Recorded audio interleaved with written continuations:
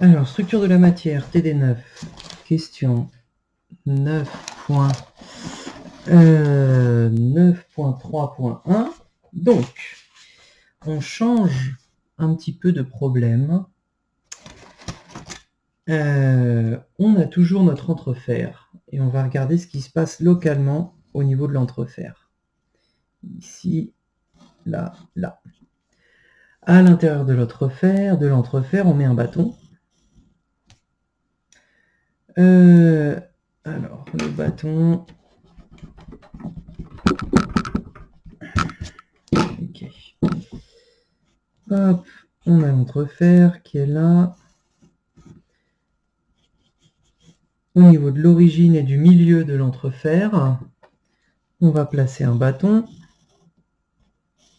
ici qui a une hauteur h.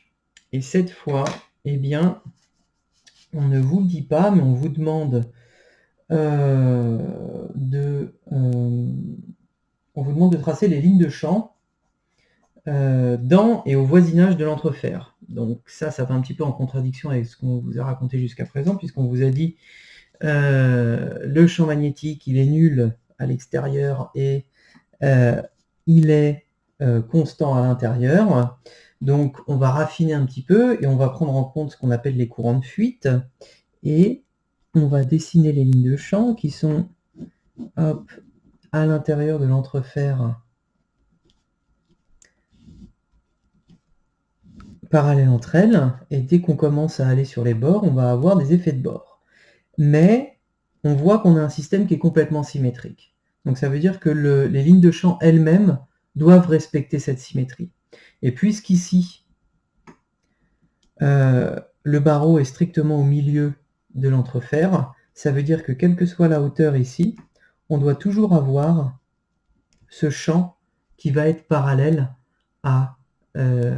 aux lignes à l'intérieur de l'entrefer. Donc ça veut dire que notre champ, nos lignes de champ, eh ben, elles vont commencer à faire des choses comme ça. Hop, hop, etc., etc. Et on vous dit ici que B est nul, et que ici, B est égal au B0 qu'on a calculé un petit peu avant.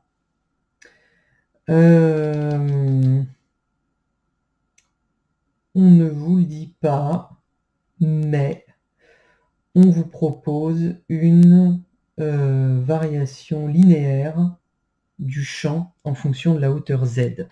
Ce qui veut dire que B va s'écrire B0 fois 1 moins Z sur H pour Z qui appartient à 0H.